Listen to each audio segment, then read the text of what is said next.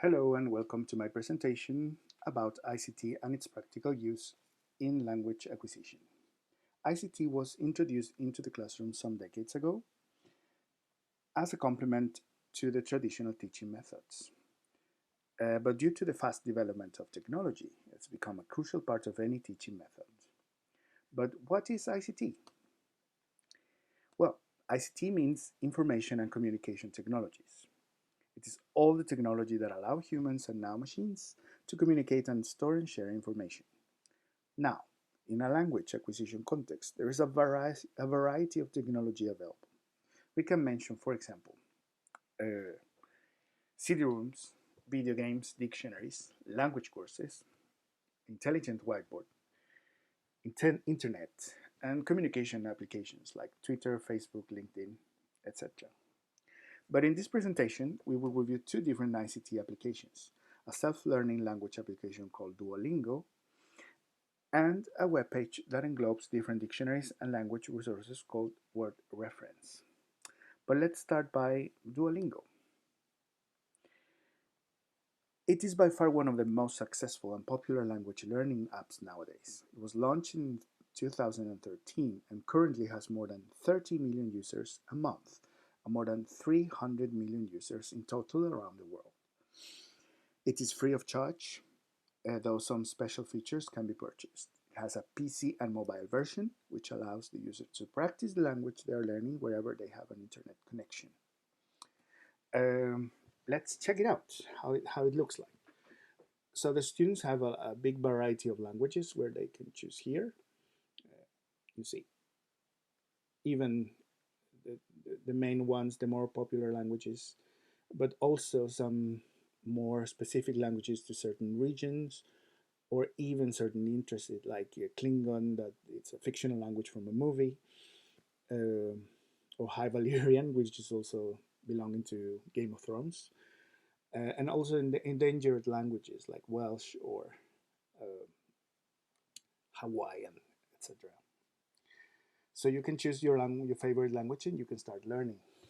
Um, the the course is developed through kind of tree of skills where you start from the very basic notions of the language, and then you start growing and growing and until you reach number 4 here. But it is progressive. You start by the very basics. Let's check how it looks like. Um, every bubble of skills has, um, for example, grammatical explanation of the skill.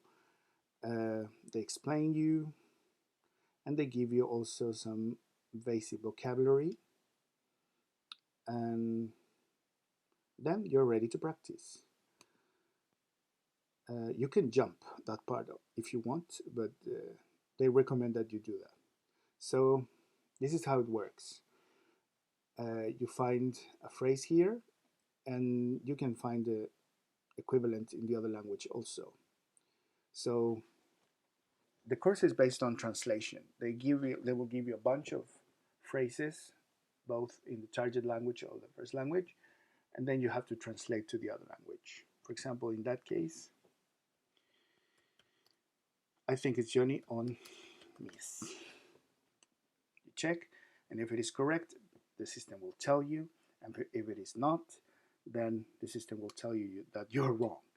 And if you have any doubt, you can actually come here and you will find kind of discussion section where you can ask questions if you don't understand, or um, people can interact actually. So it's very interesting option, and so on until you reach the end here, and then you get a prize. So that's how it works. It has other interesting features also. The course is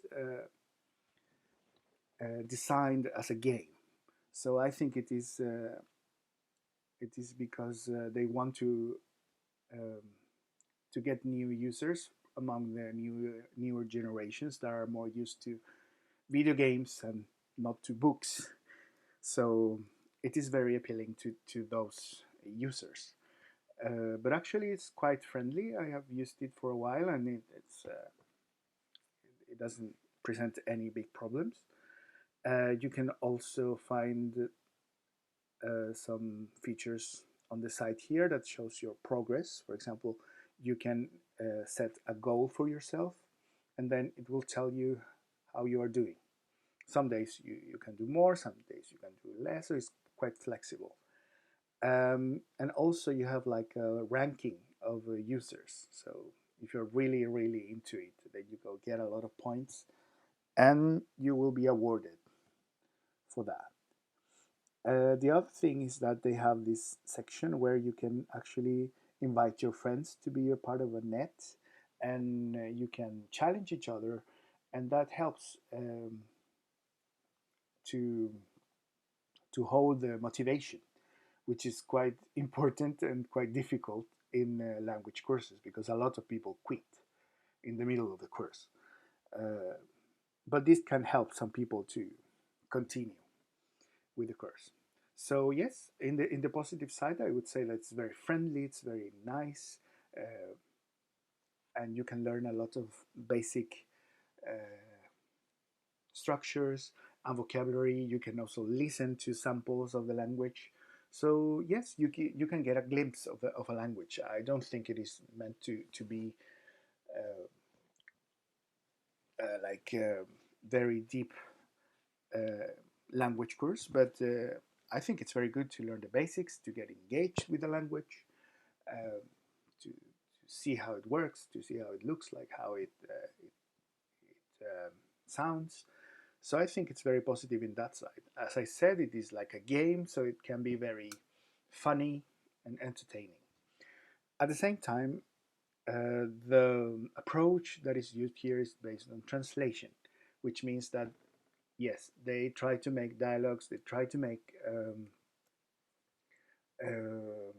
situations or normal phrases that people use in restaurants in different locations or situations, but the approach is translation. Uh, so that's quite old actually. It's not very. It doesn't agree with the newer approaches to learning to language learning. But I guess in the future they will try to figure that out, where people can actually interact and use the language that they are learning with other users, real users, I mean. So the communication skills can also be practiced. But overall, I think it's a very nice feature, and I think yeah, it's very good. I would totally recommend it to have fun. To if you want to have a game and learn from it, this is perfect. Yes, this is Duolingo, and now we will check the second um, site, and this is word reference. Word reference is one of the most popular dictionary compilations in the internet. It was created in 1999 and it has grown steadily, incorporating new tools and dictionaries. It contains monolingual English dictionaries as well as bilingual dictionaries and several others. For example, here in this section, you can choose the dictionary that you need with different languages, but also English monolingual and synonyms, which is very practical. In this section, you can also find forums where uh, there are different sections and you can ask specific questions about any doubt that you have. Uh, for example, they have a French section, Italian section, Spanish section, and also there's like sub forums where the terminology is organized into other forums about, for example, medical terminology, financial terms, computers, IT, informatics, legal terminology, etc. So it's quite useful for people that are into uh, homework and they have to translate and find new words and etc. Um, but let's check how it works. For example, here there are many ways in which you can come into the dictionaries. Let's say that you need to find out what the word entropy means. You find your dictionary, and then they give you this entrance. They provide also a sample, a sound sample, where you can listen to the word, even in different accents, and then the definitions in English. You find an etymology section, which is actually not very deep, but at least it gives you an idea. And also you find um, forum, a forum where if you don't find the word that you are looking for, or if you don't think it fits to any of your needs, then you can ask also. You can, and people are very um, eager to answer and clarify your doubts. But I what I think it's, well, it's not negative, but it's just part of the nature of the tool, is that uh, you don't know who is answering, so it can happen that you get a very bad answer because anyone can give feedback. So I don't know if I would recommend this for papers or for more specific and delicate information, uh, or professional translation, for example. Yeah, I don't think it is the best in that sense.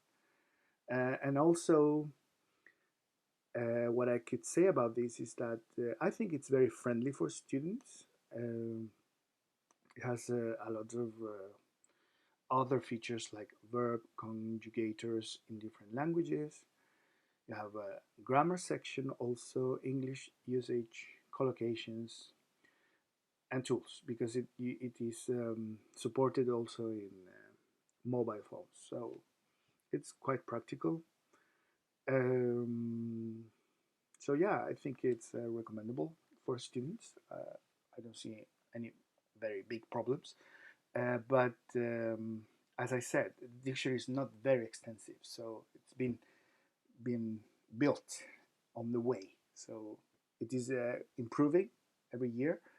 But I think it has 125,000 words, which is not very big compared to the big dictionaries, like from more established publishers.